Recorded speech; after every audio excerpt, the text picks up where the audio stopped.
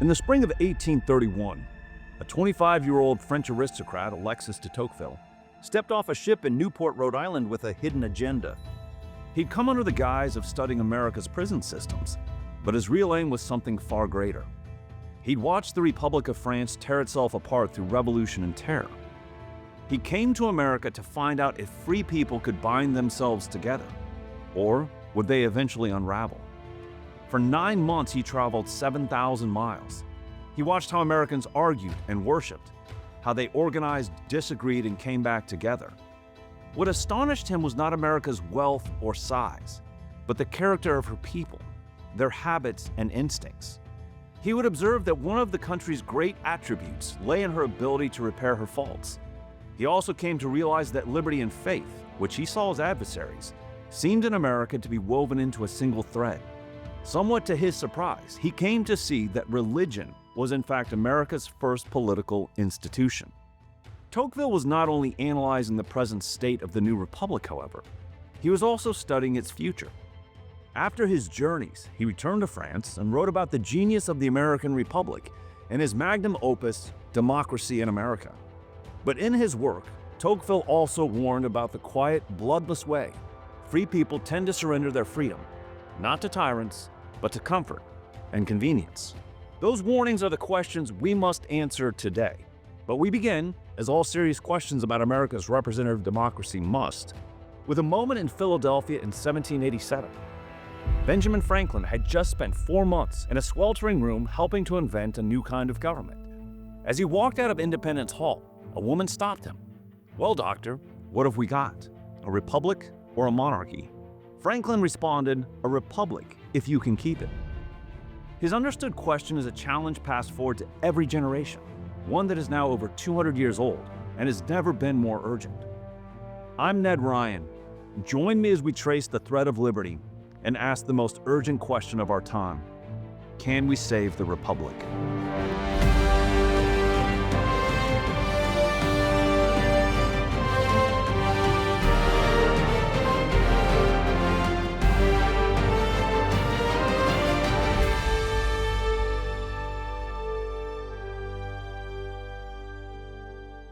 Every republic before America failed. Athens, Rome, Florence. They burned bright and then burned out. It seemed free people could not sustain liberty. Something always gave way. There were 1,000 Greek polis. Virtually every Greek polis was a republic in the sense that the people governed themselves. They did well, but it blew up on them. This experiment in self-government is actually a blip in the broader scheme of recorded human history.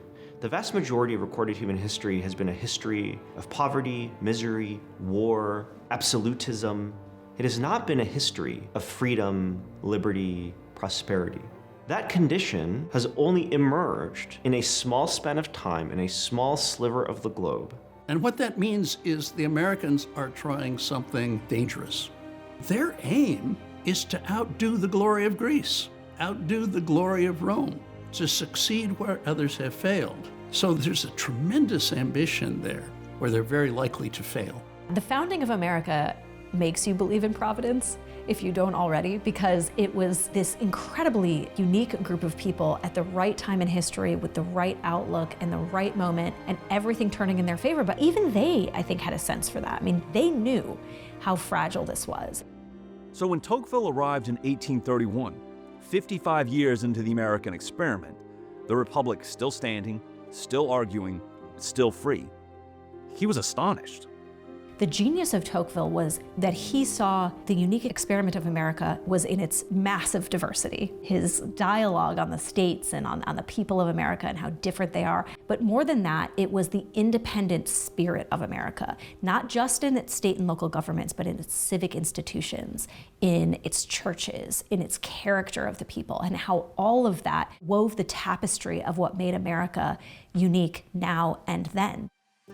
One of the major things Tocqueville noticed is an abundance of civil society institutions that are not ordered from the top down. He notices this is one of the things that's really flourishing in America is people are engaged in voluntarism and voluntary organizations to fulfill public needs and service society without any order from the top down. So it's a self-regulating system. What Tocqueville was really seeing was what 150 years of practice looks like. Americans had already been governing themselves for generations in townships and courthouses, voluntary associations and local elections, and in 10,000 small decisions that free people make when no one is forcing them. When the founders gathered in Philadelphia, they didn't create American self-governance.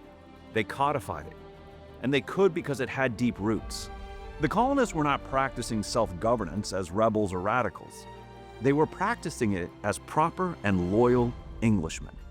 Yeah, the folks in the British colonies in America are British citizens, and they want their rights as British citizens to be respected because they think of themselves as a people. It's not as if a bunch of British people came across and settled and then declared independence. It's not like that. They lived for 150 years, a long time, governing themselves. They were used to governing themselves, but they did think of themselves as Englishmen. That is, they were the product of tradition and custom, common law. The Americans had been promised that they would keep the rights of Englishmen, exercise the rights of Englishmen across a barrier of 3,000 miles of sea. So each one of the colonies, almost from the very beginning, was self-governing in most regards. Most of them had proprietary governors or governors appointed by the monarch, but they're operating within a kind of common law mentality. That's an understanding of unwritten constitutionalism. We can call it the English customary constitution. It was this idea that Parliament wasn't sovereign, the king wasn't sovereign, the law was sovereign. What was the law? Well, the law was in part parliamentary enactments, but really there was law that preceded Parliament. It was rooted in the customs of the people, going back centuries, going back generations. You have a right to practice your religion, to petition your government, to be free of unreasonable searches and seizures.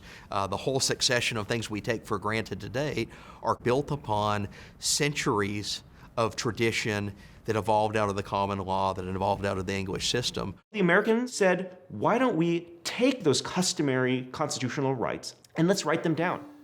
Writing them down was not the same as creating them. These rights had a source older than any parliament or king, and the colonists knew it. They'd always known it. In 1630, a ship called the Arbella carried 300 men, women, and children across a vast ocean towards a wilderness none had seen. They were neither refugees nor adventurers. They were a people committed to building something in the New World that could not be built in the Old. Their leader was John Winthrop, lawyer and governor-elect of the Massachusetts Bay Colony, and a man who believed God had called his people to something larger than comfort. He preached to his fellow passengers, and what he said was not inspiration, not encouragement, but an admonition and a covenant. We shall be as a city on a hill. The eyes of all people are upon us. A city on a hill is visible. A covenant is binding. Winthrop warned that if they failed, if they chose their own comfort over their obligations to God and to one another, the world would see it. They were not simply building a colony. They were making a promise. Rights that come from God cannot be revoked by governments. Accountability that runs to God and to your neighbor cannot be managed by parliament or king. That was the thread of liberty's first strand, a covenant with a transcendent creator with the presumed understanding of rewards and punishments as an enforcement mechanism. A century later, a young Anglican minister named George Whitefield carried that conviction the length of the entire continent, from Massachusetts to Georgia, preaching to crowds no building could hold, crossing every denominational line. The Great Awakening he ignited was the first event to make the colonies feel like a single people, bound not by Parliament, but by something above it. Thomas Jefferson would name it in the Declaration of Independence. Not decorative language, but a permanent truth beyond the reach of any consensus to revoke. All the while, England, for nearly a century and a half, let the colonies govern themselves, not as a gift, but as a convenience, 3,000 miles away, because neglect was cheaper than administration. The colonists used their time well while governing themselves for 6 generations. But then came 1763 and the aftermath of the French and Indian War. The war had doubled Britain's debt, and Parliament decided the colonies would pay their fair share by way of a series of taxes. The Stamp Act, which taxed paper contracts, licenses, newspapers, every document of ordinary life, levied by a parliament in which no American held a seat, no votes, no warning, and the colonists knew exactly what the Stamp Act meant. Why don't they like the Stamp Act? Well, the part of the understanding is they tax themselves. They are not to be taxed from London, but it goes deeper than that. Why do the British want to tax them? The British want to tax them so they can pay the governors with the taxes they raise.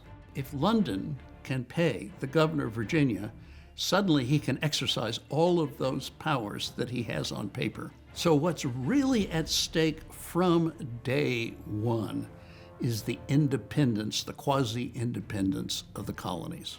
The tax itself is not terribly high by British Empire standards. I mean, you could argue that the American colonies were probably one of the lowest taxed areas of the British Empire at that time. Certainly lower tax than England proper. But they see this intrusion on their rights coming, and they hearken back to a century before when the British constitutional system is being set up. The implicit features of that is that taxation comes out of Parliament because it's a representative body. The participants in the tax system have a means to vote on the people that decide the taxation rate. And Parliament is operating in England proper. There are no American representatives in Parliament, and that's where you start to get protests and pushback. If you look at the Declaration of Independence, look beyond the preamble, you look at the grievances, almost all of those have to do not with the high sort of formal principles that are in the preamble. They relate to violations by the Crown and Parliament of what were understood to be the rights to Englishmen. And when they discover that this appeal, this legal appeal under the common law to charter rights, is not going to be effective in London, they have to declare independence, at which point they no longer are British. Congress gave Jefferson the pen, working in a rented room in Philadelphia. What he wrote over 17 days with the help of Benjamin Franklin, John Adams, Robert Livingston, and Roger Sherman was not simply a list of grievances. It was something far more radical, a claim rooted not in charters or parliaments, but in nature itself. We hold these truths to be self-evident, that all men are created equal, that they are endowed by their Creator with certain unalienable rights, that among these are life, liberty, and the pursuit of happiness. These rights did not come from kings or governments. They were not granted by them and therefore could not be taken away. Government existed for one purpose: to secure what people already possess by virtue of being created human. Thomas Paine called it the birthday of a new world, and he was right. Thomas Paine says the American Revolution is the cause of all mankind. The Founding Fathers all believed that. It is meant to be a liberation not only for the people in the former British colonies, but it is meant to be a signal for the liberation of mankind. Not that the Americans are going to go out and conquer and introduce Republican government, but that others are going to see the American example, if it succeeds, and imitate the American example. The transformative thing about the Declaration was this idea that everyone is born with rights. Rights don't come down from on high. They're not granted to us from a king. They exist by virtue of being born as equal humans. The fact that we have rights is self-evident. It's based in reason. It's based in logic. No one person has more claim over the other, and that's how we get our liberty. And that was such a beautiful thing. But then the Declaration goes on to say, and in order to secure those rights, we establish a government. They declared themselves a people and that they had a right to a separate and equal station, of which the laws of nature and of nature's God entitled them, on the basis of rights which they shared with all human beings everywhere at all times. That was the first time that had ever happened in human history. This is the American character Tocqueville would later recognize. People so accustomed to governing themselves they hadn't thought to call it anything.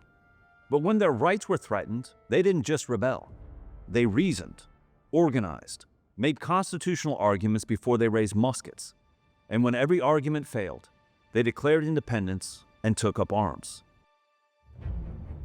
But there was a problem. The British Empire had the most powerful military in the world. Every rational calculation said the Americans should lose and lose quickly. The men who signed the Declaration knew what they were up against, and yet still they pledged their lives, their fortunes, and their sacred honor. They didn't know they would succeed. They could have easily failed. In fact, in the Revolutionary War, they did fail over and over again, battle after battle. And if they failed, what would happen? They would be hung as traitors. So when they said in the Declaration of Independence that we mutually pledge together our lives, our fortunes, and our sacred honor, they meant it. They were willing to lose everything. The one thing that ordinary Americans should take on board is the incredible courage the signatories of the Declaration of Independence had. They realized something that Aristotle talked about, namely that courage is the most important of the virtues because without that, you cannot practice any of the others. For a time, it seemed that courage might not be enough. What Washington commanded was barely an army, with no navy, no treasury, almost no supplies. Only a cause and men willing to die for it. After initial success in Boston, Washington quickly met with failure.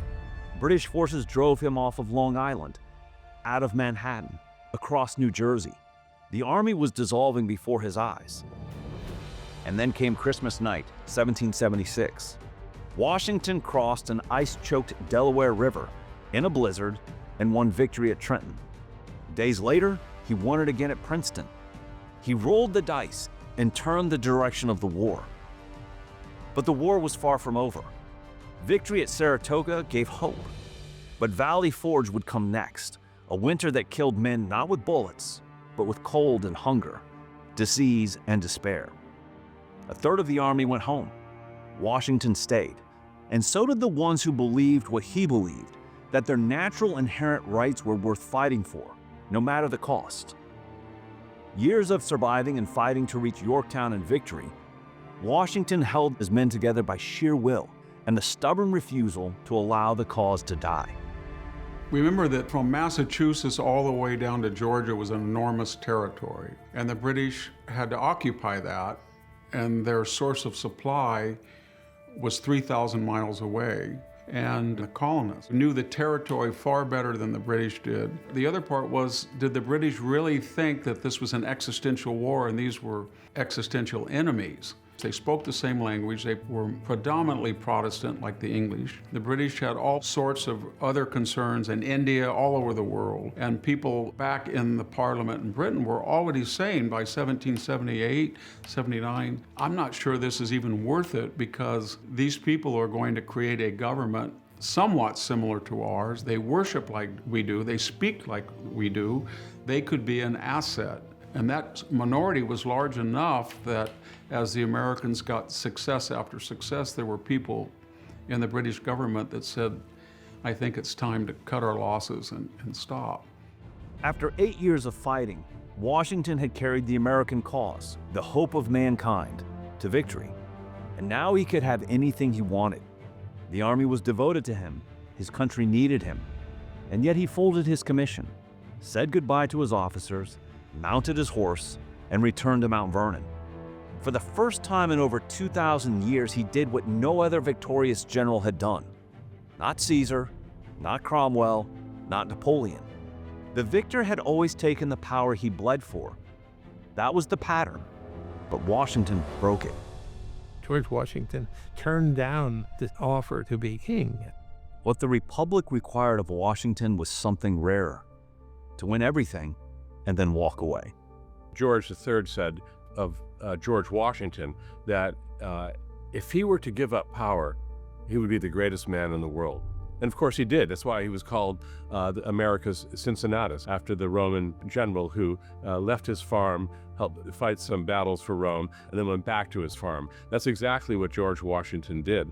But character like that doesn't grow on fallow ground. It comes from the conviction that rights are real, that human beings are accountable to something above the state. Remove that conviction and the character withers with it. Washington's resignation didn't simply end the war. It confirmed something the world had never seen.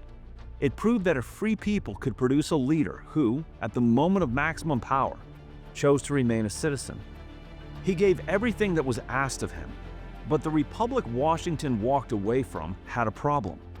The war was won in spite of the national government, not because of it. Now that peace had come, the cracks were becoming chasms. The Americans had broken away from a kingdom.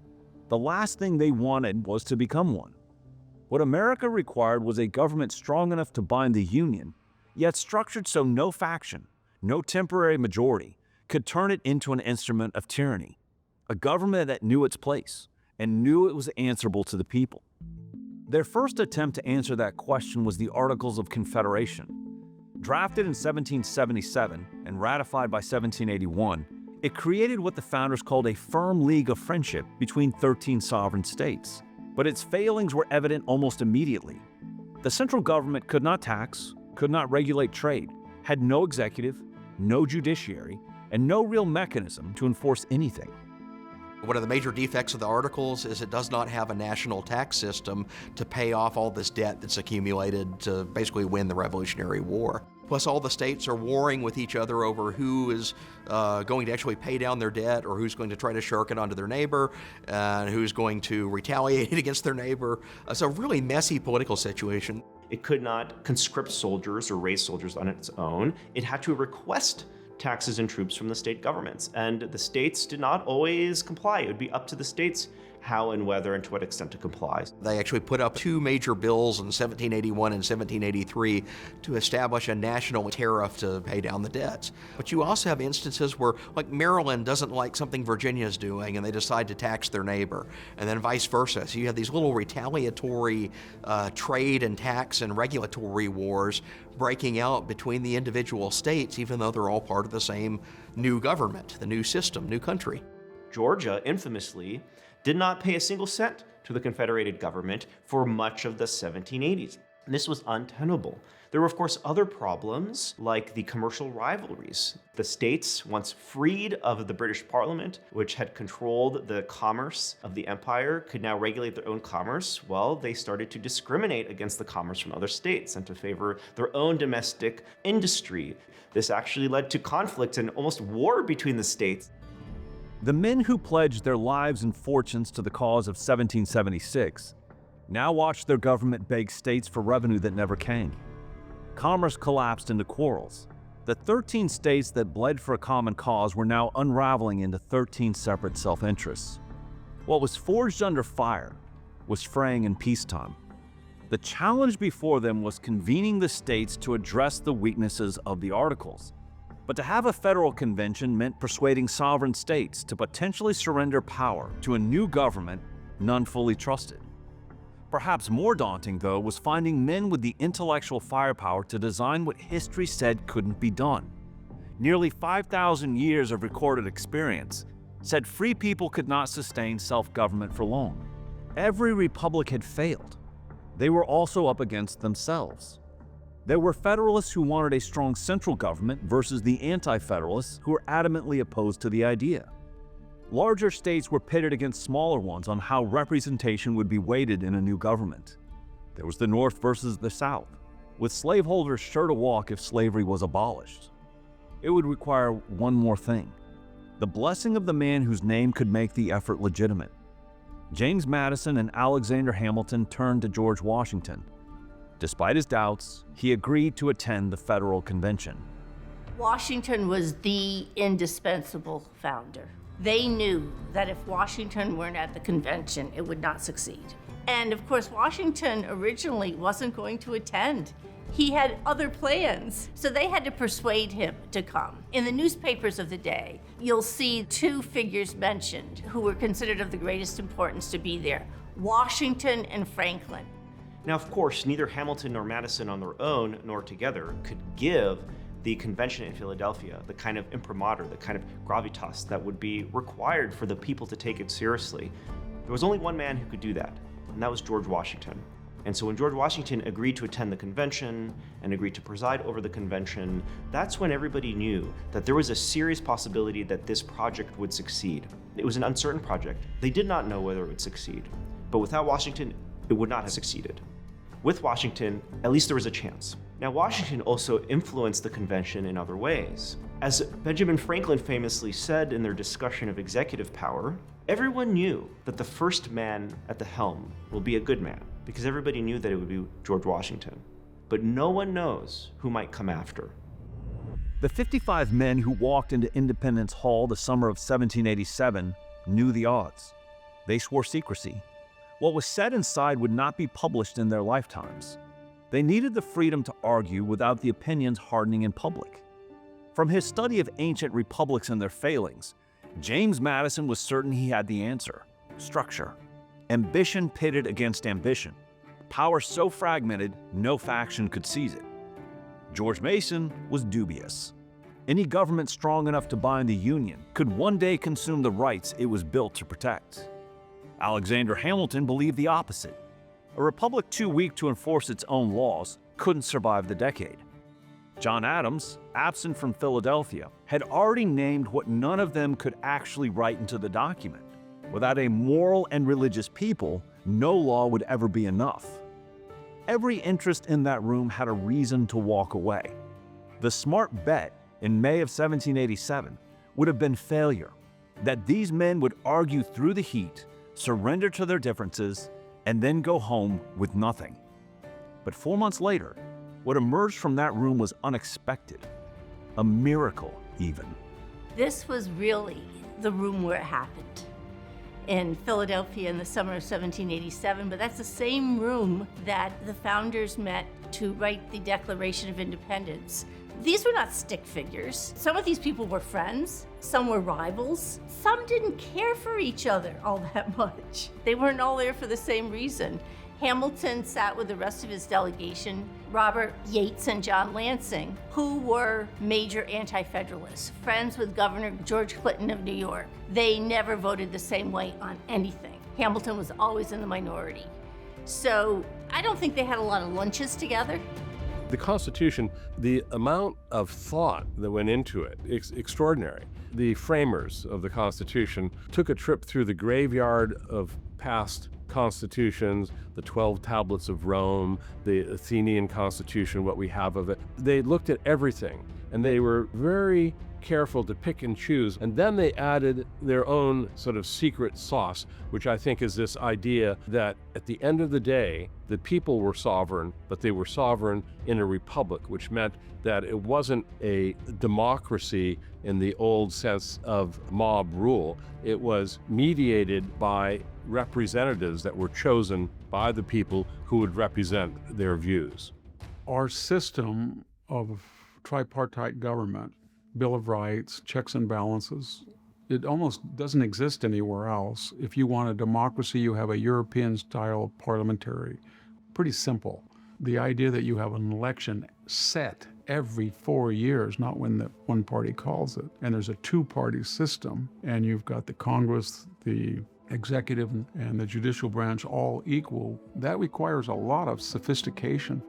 What emerged from that room had no precedent. The fiery rhetoric in Philadelphia refined the debates into the most exquisite political document the world has ever seen. Over 11 years, from 1776 to 1787, a collection of intellectual giants at the height of their powers, wrestling with questions no generation before them had ever answered, hammered the principles of the Declaration into institutions. Neither a League of States nor a centralized empire, but a compound republic that fragmented power, checked ambition, and trusted the people to govern themselves. They called it the new science of politics. It was imperfect. They knew it. Serious questions remained, but the principles were stronger than the compromises. The Declaration's promise, they believed, would outlast the Constitution's concessions. It would literally be a government of the people, by the people, and for the people. And this is what they told us in the preamble to the Constitution. It says, "We the people."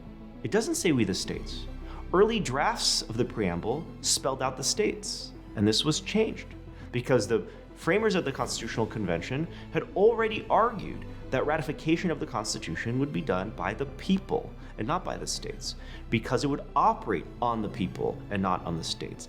Government has to be representative. That's the fundamental thing. That's consent of the governed. And consent is not just consent to have a government. Everybody has a right not to do that if they want to. That means if they don't like the government they've got, they can throw it over or leave. But then, in addition, they have a right to give ongoing consent to those who govern and to what they do. So they have to be represented. When people think about the Constitution, everybody thinks about the Bill of Rights, and I think the natural view of our freedom comes from our rights, which is not wrong. Liberty is important, rights are important. But when you think about how the founders approached the Constitution, their first goal was to create a structure in the Constitution that ensured that government would never obtain too much power. We have power diffused horizontally. There's 3 different branches that are all meant to be a check and balance against the other. We have it vertically, state power versus federal power, all the way on down to local power. And these separations really prevent one person from doing too much damage. And that's something everybody should want, because it's not about any one person. You might agree with one administration, but what about the next? I mean, these things change. People come in and out of power. And so what you might think is good, one person having a lot of power, the next administration, you're not gonna like that. And that's why the Constitution tries to divvy up power in a way to prevent any one person from coming in and doing too much damage. And that's what made it an innovation. This division of power between the national governments and the state governments, this had never been done before. This idea that you could have 2 sovereignties operating at the same time directly on the people was thought to be an absurdity. But they thought that they could solve that problem by carefully circumscribing the powers of the national government. And within the national government sphere, it was declared to be supreme. But its sphere was limited and defined and circumscribed. That was this new science of politics. The Constitution was signed and ratified. The Republic was established. But a republic on paper is not a republic in practice. And there was a contradiction at the heart of this story that must be addressed. Slavery. Not because it's comfortable, but because honesty demands it. Because the founders demanded it, even the ones who owned slaves. The story of the founding's great contradiction and its unfinished business is more complicated than a simple charge of hypocrisy. The founders, even the slaveholding founders, had declared all men are created equal, and then left 3 million people enslaved. They believed slavery was an evil that would wither against the logic of the principles they enshrined. They were wrong. The Declaration's logic condemned the institution, but the Constitution's compromises preserved it. And in the decades between Tocqueville's visit in 1831 and the outbreak of civil war in 1861, the South stopped treating slavery as a necessary evil and began calling it a positive good. This was not the founders' thread. It was a counter-strand woven in deliberate opposition to the spirit of 1776, and the American founding would not be complete until that terrible contradiction was resolved. Many of the founders knew that the institution itself is at odds with the notion of the Declaration of Independence. All men are created equal and endowed with rights. If you are denying that to a portion of your population, you are violating your philosophical principles. Let me quote Patrick Henry, who says, "I find it amazing that at a time when the rights of humanity are defined and understood with precision in a country above all others fond of liberty, that in such an age and such a country we find men adopting a principle as repugnant to humanity as it is inconsistent with the Bible and destructive to liberty."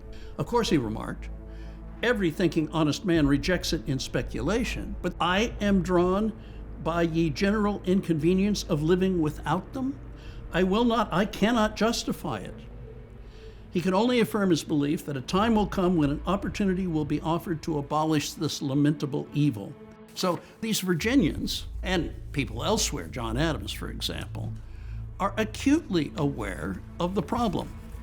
And they're aware that in a crucial regard, the American Revolution is not over at the end of the Revolutionary War in 1783, nor is it over in 1787 when they fashion a constitution for the United States. It's not going to be over as long as there is slavery. They had colonies where slavery had been institutionalized for over a century, and they were some of the wealthiest colonies. They were exporting already cotton all over the British Commonwealth and Empire. So one of the things they said was, we don't want a Europe where we have little separate kingdoms all through North America, because it leads to factionalism and religious wars. So we want to keep this North American continent unified. But to do that, they gave a compromise with these slave states. But now we've got a problem, because people who were abolitionists and even slaves are saying, you said all men are created equal. Now do you want to get rid of it and repeal it? Because if you don't, then you have to free us, because we're men. We're mankind. And so that was a very powerful argument that the Declaration gave the abolitionist movement. Britain proper, if you go back to England, it did not have slavery.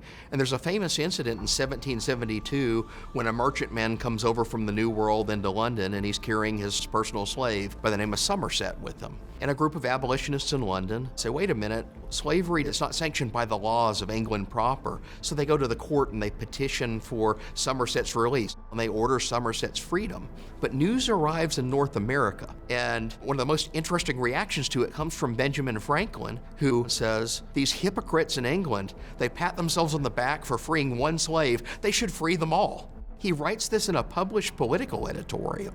There are other figures in the northern colonies. There's actually a legal case in 1773 where a person, as an owner, claimed him as a slave in Massachusetts, files a lawsuit essentially for his legal rights and freedom, and they cite the Somerset decision and say, yeah, you're free to go. The laws of slavery do not exist in Massachusetts. And in 1780, the attorney for this man that's freed in 1773 is at the Massachusetts Constitutional Convention. It's the first major constitution that emerges after independence, and he writes this into the opening clause, this recognition of that all men are created equal and free.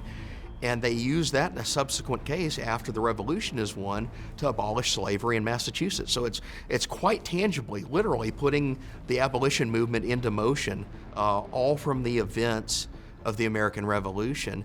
And you ask yourself, would this have happened in the British Empire had there not been any revolution? Well, we have the counterfactual. One of the things about the founding generation that may not be sufficiently appreciated is to what extent they understood and made allowances for human imperfection. It's all throughout the Federalist Papers. For example, Madison said, if men were angels, we wouldn't need government. If the government were run by angels, we wouldn't need to supervise the government. But men aren't angels.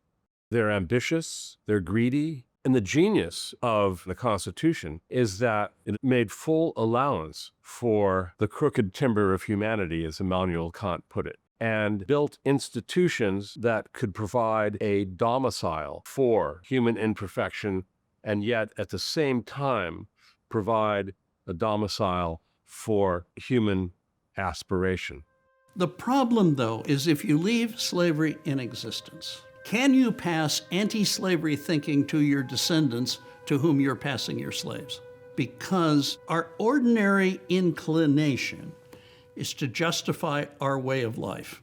So as the major founders, they start to get older, they die off, they move out of politics. Thomas Jefferson and John Adams die on the same day, July 4th, 1826.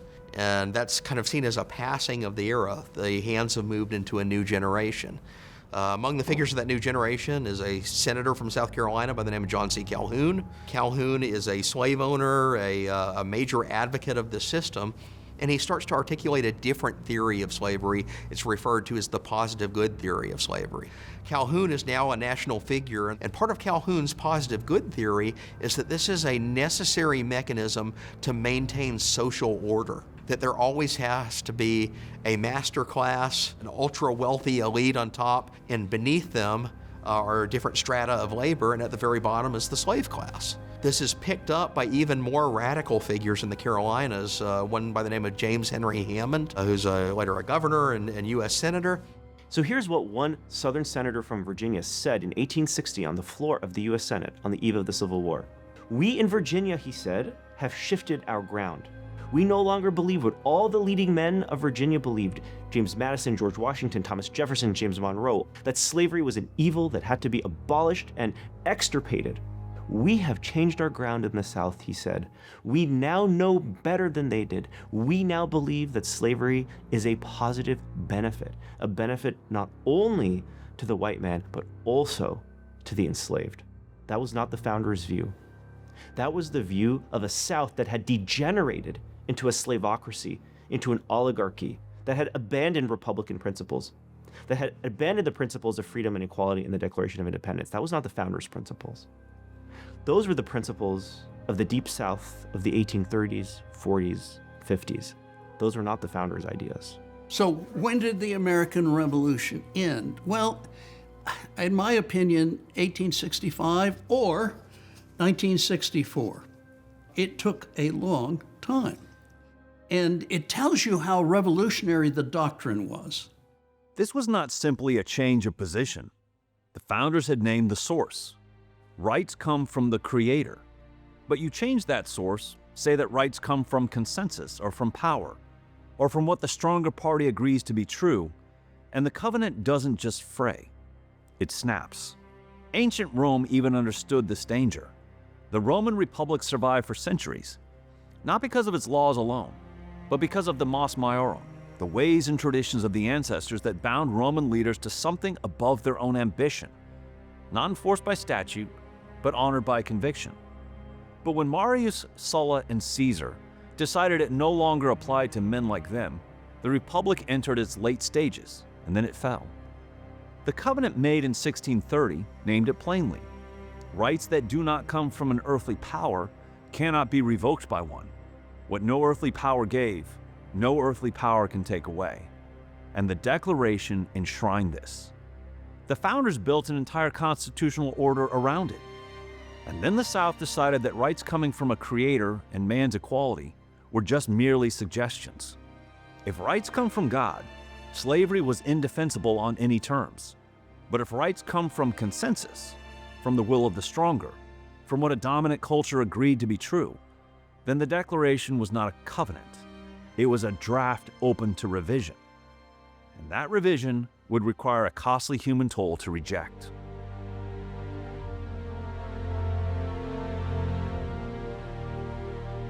Across 4 long years, the Republic tore itself apart.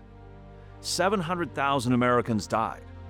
Fathers, sons, brothers. Boys who'd never left their counties. Men who'd read the Declaration aloud in their schoolhouses and took every word to heart. But at the bloodiest turning point, President Abraham Lincoln traveled to Pennsylvania to dedicate a military cemetery.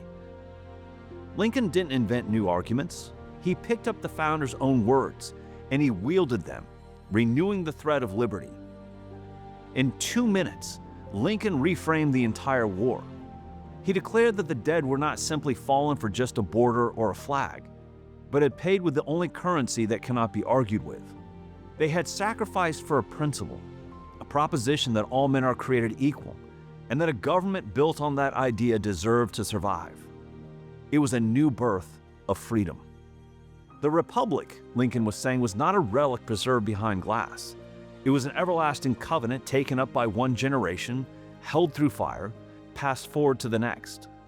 The founders grasped it in 1776, and this new generation held it through the worst crisis America had yet faced. Everybody knows 77 years ago, which, if you know what a score is, you can do the math. 87 years ago, our fathers brought forth on this continent a new nation, conceived in liberty and dedicated to the proposition that all men are created equal. And then we're in this war, testing whether this is so, whether this can be upheld, whether we can do this. And we're here to consecrate this battleground where these men have given their all, and yet we cannot consecrate it. They've already consecrated it by their actions. It's up to us to carry on the cause that they so nobly advanced. So this is a kind of refounding. The Republic can be renewed.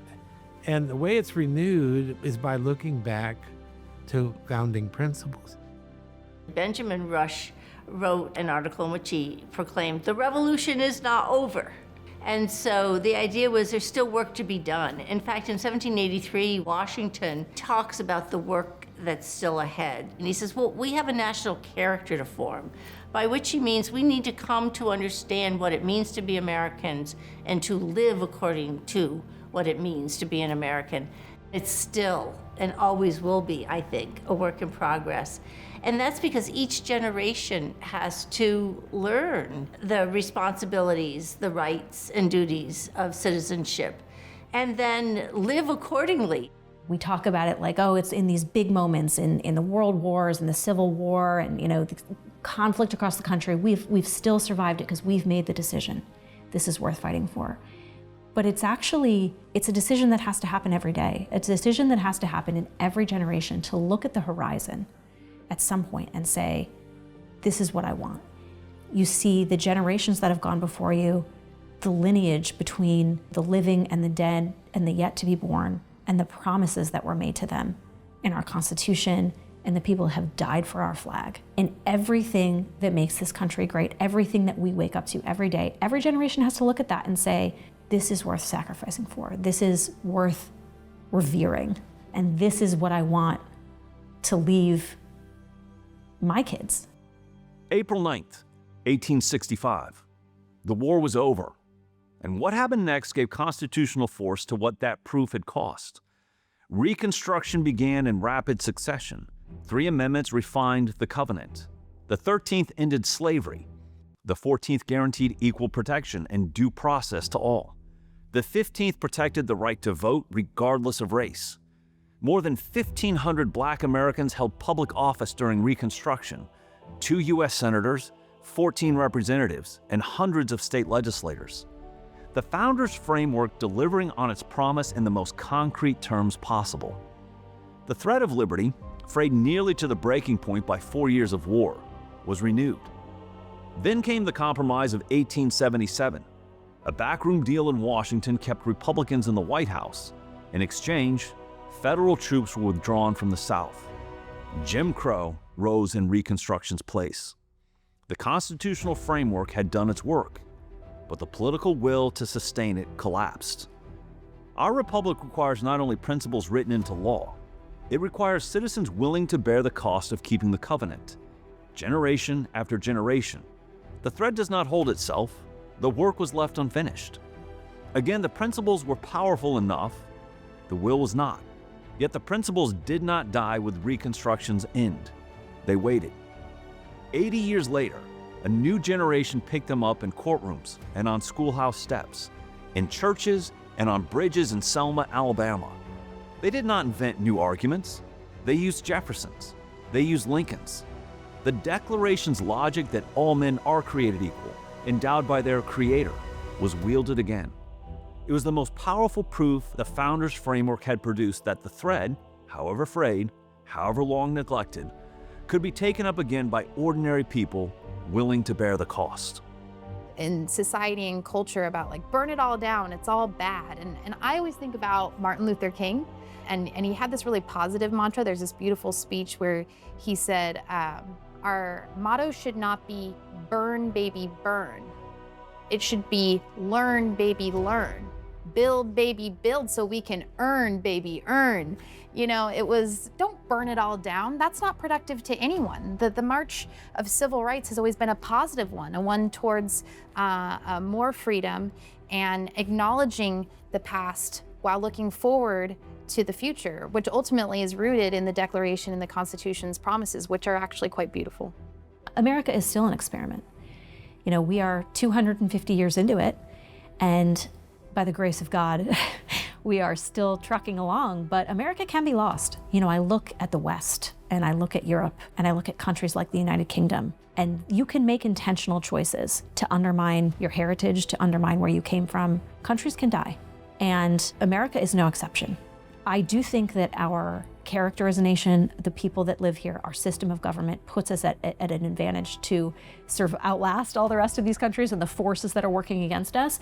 America's not on autopilot. The pressures against the perpetuation of a republic are immense. And I think we would be foolhardy to take its survival for granted. Free government, Republican government, presupposes that the people have a capacity to govern themselves. They have sufficient virtue to govern themselves. But mankind has a capacity for tremendous evil and depravity.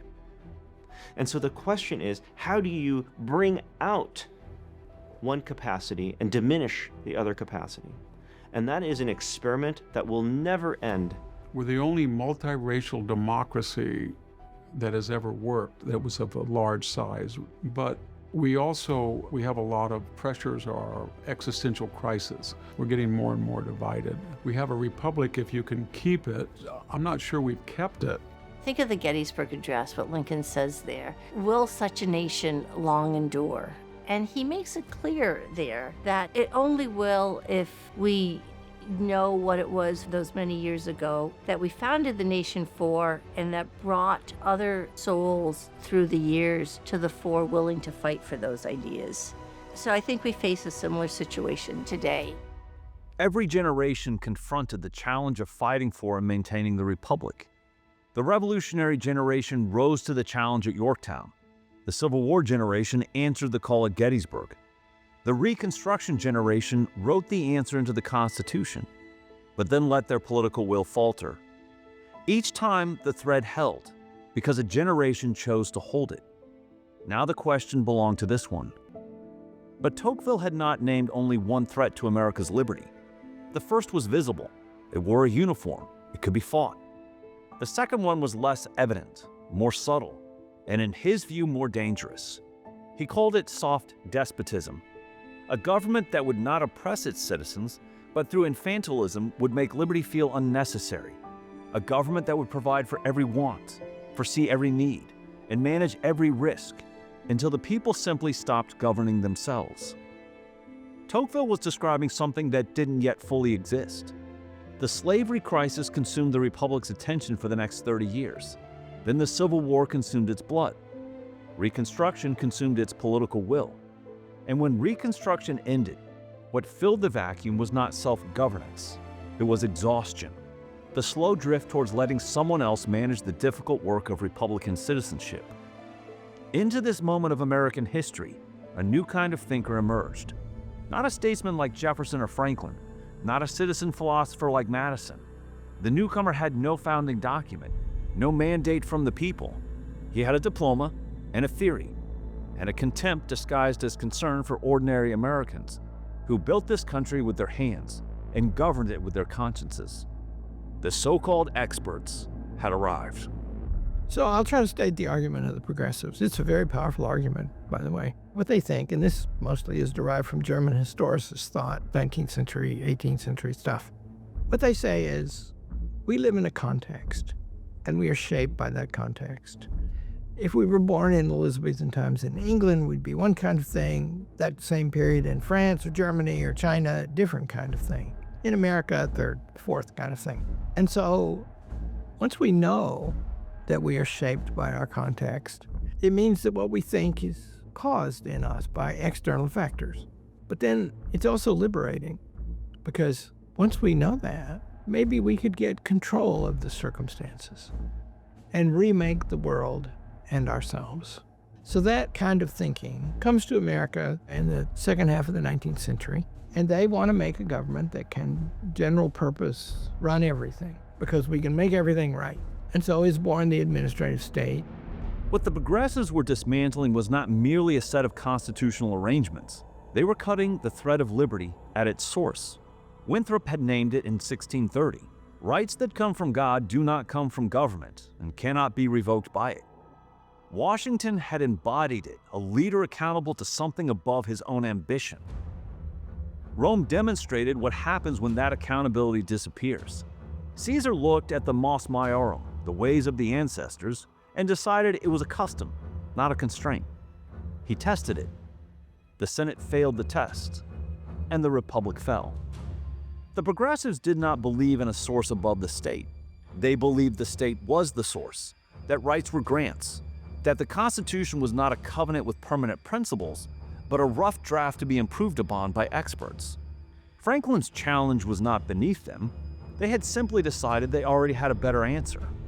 The progressive movement in America, the early 20th century movement, really was a full-throated assault on the Constitution. When Woodrow Wilson talked about wanting to displace the Constitution with a, quote, living Constitution, that gave the game away.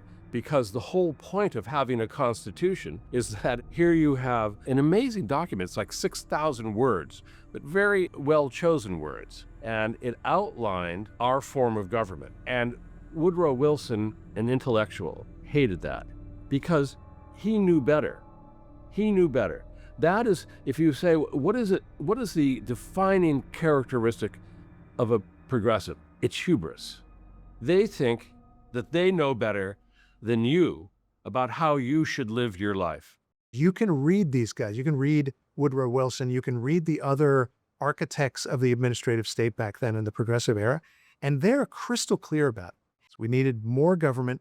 We needed government to be solving so-called social problems. We needed government to be directing the economy. And the chief impediment to that they saw was the separation of powers. And one of the fascinating things is these guys understood the founders' worldview. They understood the founders' desire to inhibit government through the separation of powers. They understood that the founders wanted to create a government that did very little and a society in which liberty was very broad and freedom was broad and self-responsibility was broad. And they targeted that and they said, what we need to do in order to create the kind of government we want, which in today's terms would really be a kind of collectivist government. So they set about over the course of the 20th century to erode the separation of powers, give us a gigantic administrative state replete with all of these administrative agencies that basically are directing all of our behavior. And the tragedy is they were largely successful in it. It wasn't as if Woodrow Wilson woke up one morning and said, I am so sick of this Constitution, let's get something different. There were enormous disruptions of the social, economic, political life of the country brought about by industrialization, by the rapid growth of the country. And there were those who thought, with good intentions, that the art of government could be made a science, that there could be such a thing as a science of good government, a more efficient government, a government that worked better on behalf of the people. And that was a government that had to be administered by experts. And programs like Social Security and later Medicare are the finest flower of those policies in the view of those who support them. But I think we've come to an end with that. As soon as you create a system of welfare benefits, including Social Security, not only does that supplant the charitable institutions that otherwise might exist and involve local individuals, but it also starts to supplant the family. As the elderly no longer look to their children and the children no longer feel an obligation to their parents. In many different ways, the modern state that was ushered in the new progressive era has undermined the substructure, these civil institutions, these institutions of civil society, upon which this whole experiment is actually based. If you look at the 1930 census, the government of the United States was about 12% of the gross domestic product. Now it's 51%. We've centralized and we've enlarged the public at the expense of the private. And the relationship between the public and private is central to the Declaration of Independence. We are a people. We will have a government. We will impart our natural power to that government through representation, and the government will be under our control. If the government is 12% of the economy, that's one kind of relation between the private and the public. If it's 51%, that's a difference of degree that amounts to a difference of kind. All of these echoes throughout history of consolidations of power seem to be the same thing, just in different packaging. There are different people, different types of groups, different conglomerations that are trying to deprive us of liberty. But they always come here saying, we're here to help you. It's always under the guise of paternalism. And that's exactly why it's wrong. We don't want your help. We want to be left alone. The progressives' administrative state began to rise. The Constitution had given the power to make laws to Congress, a body elected and directly accountable to the people. This was not an accident, it was the point. What Congress did instead was become a middleman, abdicating its role to actually legislate and writing vague laws, handing the details to agencies and calling it governance. The legislative power the founders carefully placed in the people's elected representatives' hands was unconstitutionally subdelegated to bureaucrats who never faced a single voter. Congress originally had the power to regulate commerce among the states. It was about the commercial rivalries that had existed under the Articles of Confederation. But today, commerce has been interpreted to basically mean anything that's economic. So the national government, which originally was intended to have a much more limited sphere, now can reach everyday life in the states. It can reach matters of manufacturing, labor, mining, agriculture, all matters of production, things historically left to the states. So in the 20th century, these cases approving of this expansion of the federal commerce power, completely inconsistent with the Constitution's original and intended meaning, have dramatically increased the size and scope of the national government relative to its intended size and scope. When progressives became a majority on the Supreme Court, they no longer viewed the Constitution as a roadmap, but more something they could play with to make it say whatever they wanted it to. In 1942, a farmer named Roscoe Philbin grew wheat on his own land for his own family's use. He never sold it, never crossed the state line with it. But the Supreme Court ruled that it was interstate commerce anyway. This and other cases paved the way for the expansion of the administrative state. If Washington could reach into a man's field, it could reach anywhere. This was a huge moment in constitutional law. That theory of the Commerce Clause, as Justice Thomas said, under this theory of the government can regulate anything. The government can come in and regulate charity, he says. I think he says like knitting, local bingo, effectively anything that are parochial, everyday, backyard activities. Now the government has power over, the federal government, because it might, in the aggregate, be an interstate problem. What does Congress do? It's more or less like a mime show. It's like a Potemkin village of a government. They have increasingly abdicated their responsibility because they want to be reelected and they don't want to do anything that is going to challenge their reputation with the voters. The founders, I believe, would have been appalled at the spectacle of people who, year after year, decade after decade, subsist with their lips sewn to the public teat. That is not the kind of government that they had in mind. We've abolished Congress. Over the last generations, what do? They write vague laws, and then they're executive agencies that fill in the details. So in fact, they've transferred lawmaking power to executive agencies because regulations have the force of law. Congress passes very broad and vague statutes and delegates authority to the president and the administrative state to make the regulations and make the policies that actually govern our everyday lives. So not only is the national government doing far more than it historically was intended to do, but it is the president, acting as the supervisor of the administrative state, of the executive branch of government, who is in fact exercising enormous power relative to what the president and the national government as such were intended ever to exercise under the original Constitution structure. It's impossible to have a redress of grievances when you have an administrative state. And the simple reason for that is that the bureaucrats and the administrative state really is not beholden to any other branch of government. That's one of the chilling things that if you do what I do and you litigate in this context, you realize our government is not really of, by, and for the people. There are hundreds of those agencies with thousands and thousands of employees churning out hundreds of thousands of regulations every few years. And there's no way one president or the people in the White House can oversee that stuff. The connection between the people and their government has been severed. We have a professional class of bureaucrats that are literally running your life, and you have no ability to control them. I mean, that's an incredible, chilling thing about modern government, and I don't think most people realize it.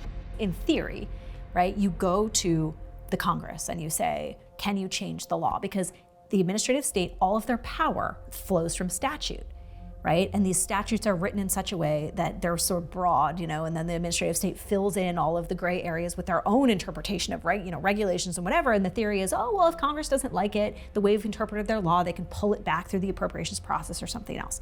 But what happens in reality is that you do that, right? Let's say you go meet with your congressman and it literally just boils down to the Spider-Man meme where they're just both pointing at each other.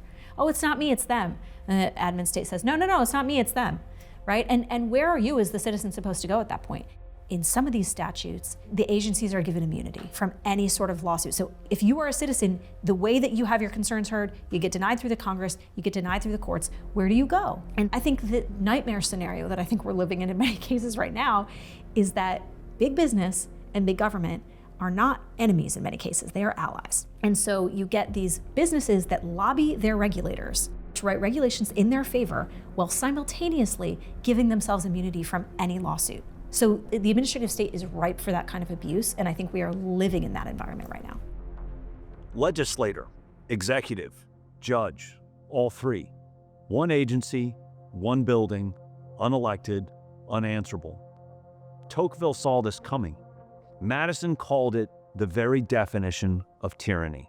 I urge people to read the Declaration of Independence, where Thomas Jefferson lays out the causes against the crown. And many of the things that he describes, and he's taxed us without representation. He has cut off our commerce to other parts of the world. He has dispatched agents among the population to extract revenues and engage in all these enforcement actions against us. Jefferson is describing a situation of an overarching, top-down authoritarian state that they saw as emerging out of the crown. And, I look at that today, and many of the same features that Jefferson and the other founders were objecting against England for doing to them have now, through extra-constitutional means, intruded into the norms of the U.S. government. The founders objected to a government that taxed without consent, dispatched agents to extract compliance, and placed itself above the law. 150 years later, Americans were living under that kind of government their founders had declared independence from, and the architects of it called this new kind of government progress. But it was anything but progress for liberty or natural inherent rights, or of a government of, by, and for the people. Calvin Coolidge gave a great speech, I think one of the great American speeches, on the 150th anniversary of the Declaration of Independence, so 1926. And it's a beautiful speech. The best part of it is he says, there's something restful about the Declaration of Independence. And what he meant by that is that if it's true that all men are created equal, that's final. If it's true that government derives its legitimacy from the consent of the governed, that's final. No, there's no improvement to be made on it. And those who want to change back to an order that didn't rely on consent, that doesn't profess the equality of all people, which is a biblical principle, those people are not progressives, they're reactionaries. They want to go back to the world before 1776. It's hard not to believe that constantly being told that somebody's going to give you something, you don't have to work for it. And in fact, it would be exploitive for you to have to work for it. It's hard to believe that that's not tied to a sense of helplessness and ultimately depression. The struggle is part of what makes people fulfilled. The Republic survived armies and assassins. It survived a civil war. It survived every test that came with a name and a date. But the administrative state is a different kind of threat. It has not cut the thread with a violent coup. It has unwound it quietly and systematically over a century. A people who watch something erode gradually may even be persuaded over time that perhaps it was never really there. We are living in that moment now. The threat of liberty is still there. It exists in our DNA and the memories of what once was. And this generation will have to decide how they will answer the charge to save the Republic. We're having the 250th anniversary of the greatest political document in human history. It is very right to celebrate it. We need to remember it and understand it. And if we understand it, and this is the hard choice, right? It says this is the right way, and other ways will not work out so well. If you understand that document, it means that you have to take seriously its commands. And it gave them to the King of England, and it gives them to us today. We should look to ourselves and examine our consciences and wonder if we have our government under control. The idea of the Constitution is outdated because of the technological and societal changes that have occurred over the past few centuries, strikes me as a particularly implausible idea. Has human nature changed? Has the fundamental question of free government changed? Has this notion that a constitution for a free people must balance self-government and coercion on the one hand and individual liberty and natural rights on the other. Has that problem changed? Has human nature altered? It strikes me that the fundamental question of free government and free constitution has not changed. I remember when I was young, I thought America would last forever. It seemed so strong, so stable. Couldn't even imagine a time that there wouldn't be in America. But of course, now our own citizens are talking about splitting the country apart. There's a disagreement today about fundamentally what direction the nation should go in. There's a fundamental disagreement about what it means to be American and what it means to be human, even. So we have huge challenges before us, and there's certainly no guarantee that we'll move forward. The Greeks had a word, quietism, and it meant that people started to disengage from Athens or the city-state or in the Roman Republic. And that's what's really happening in America. When government takes over the core functions of what used to be private choice, helping your own community, stepping up in your own community, you lose very basic things like accountability. Government just isn't as accountable as, businesses where you have shareholders or the local people in the community. You lose efficiency. There's a tendency towards bloat. You get favoritism. There's things like that. But on a real personal level, I think we lose a little bit of our humanity, what makes us human. It's getting up every day and having a say and a voice in what's happening around us and being motivated to change it. We're in trouble. And the trouble has crept on us very gradually. And so it's built into our habits. And it's very hard to change those habits, those ways of operating. We're at a crisis of courage in America. And as a country, how do you do hard things together if you don't have a shared belief that something is worth sacrificing for? And I just think we've lost that ability to cohere around that or even to sacrifice for anything at all. It's almost a level of nihilism that I think can be very dangerous if it's not sort of dealt with. And really, self-government is designed to be the check against that, but they don't necessarily even believe their self-government works for them anymore. The restoration of the Republic does not begin in Washington. It begins with citizens demanding something of themselves first, and then of those who represent them. That is what accountability has always meant in a republic that governs itself. The founders knew what it required: not a new constitution, not a new government, something older than both. The same thing Tocqueville saw working in those voluntary associations, those churches and townships and civic institutions that held the republic together from the ground up. Character, virtuous individuals governing themselves before they presumed to govern anyone else. The founders did not leave this to chance. They named it plainly. As John Adams warned, without a moral and religious people, no law would ever be enough. The thread does not hold itself. It never has. The founders had a word for what held it: virtue, and they were unambiguous about where it came from. It was a universal conviction among the founders that a certain species of virtue was necessary for self-government. And it's easy to understand this. Can you imagine heroin addicts governing themselves? There has to be a species of self-discipline. That is to say, there has to be a capacity to think past what I want for myself, my appetites, my passions. And how do you get a populace that is capable of thinking about the common good? The answer that the founders come to is without religion, it's pretty much hopeless. The founding fathers, to a man, believed that there had to be virtue in the people in order for this novel form of government to work. Where does virtue come from? George Washington thought that it came from God. George Washington addresses this in his farewell address. He says, there may be some people who can reach this stage without being religious, but they're rare. And therefore, even though there is a kind of separation of church and state, there is the expectation this is not going to work unless the Americans are a religious people. John Adams is very firm on this question, so is George Washington.